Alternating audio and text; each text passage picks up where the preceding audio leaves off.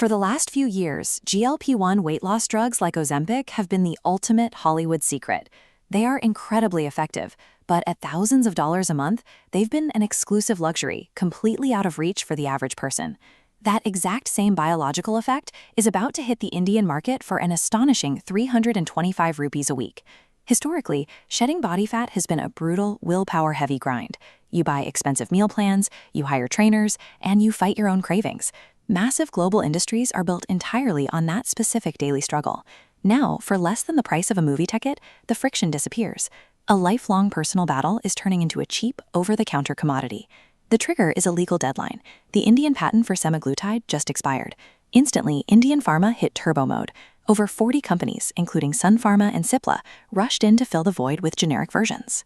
They mobilized their scientific infrastructure to reverse engineer the drug, ensuring the identical appetite-suppressing effect.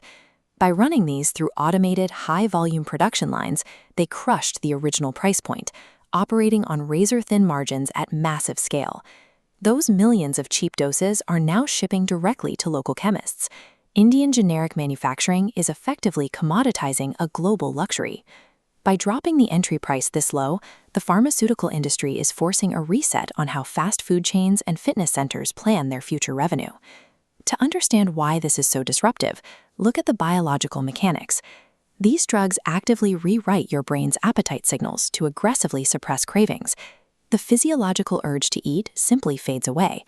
Users can stare directly at their favorite meals and feel completely indifferent. Consider the ripple effect if tens of millions of people suddenly drop their daily caloric intake by 20%. These medications act as pure agents of biological demand destruction. The immediate casualties are fast food chains and processed food conglomerates. Their entire business model relies on high-volume consumption, impulse buys, and satisfying constant cravings. The broader restaurant sector operates on thin margins. Even a slight drop in aggregate portion sizes and order frequency can completely wipe out their profitability. Next, the shockwave hits the fitness sector. A significant portion of commercial gym memberships are purchased by people driven by the guilt of overeating and the desperate need to burn off calories.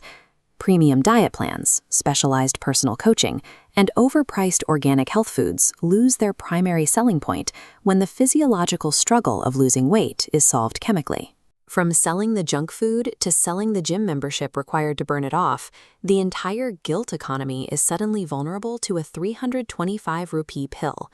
While semaglutide is clinically prescribed to treat obesity, human nature guarantees it will be heavily hijacked for pure aesthetics. India is already experiencing a surge in looks-maxing culture, with massive investments pouring into cosmetic enhancements and premium clinical skincare. People are already undergoing expensive, invasive procedures like aligners and hair transplants in record numbers just to secure a physical glow-up. Losing weight has always been the hardest, most discipline-heavy barrier in that aesthetic journey. Now, this pill acts as the ultimate biological cheat code. Cheap, accessible semaglutide shifts the concept of physical fitness away from an achievement of strict discipline, turning it into a readily purchasable cosmetic upgrade. This leaves us with a massive societal dilemma. On one hand, making weight loss this affordable could be a historic public health victory, drastically reducing obesity-related diseases across the country. The dark alternative is a world with a mandatory, inescapable beauty standard, a world where being overweight is viewed not as a personal struggle, but as a choice you are simply too cheap to medicate. The biological change is only the first step. When a medical shortcut becomes this affordable, fitness stops being an elective achievement and becomes a baseline social requirement. I want to hear your take. Drop a yes in the comments if you think this is the start of an incredible Indian glow-up era, or a no if you think this is going to become a dangerous societal trend. Make sure to like the video and subscribe, because next time we are breaking down exactly which companies and specific industries will be the first to crash when this takes over.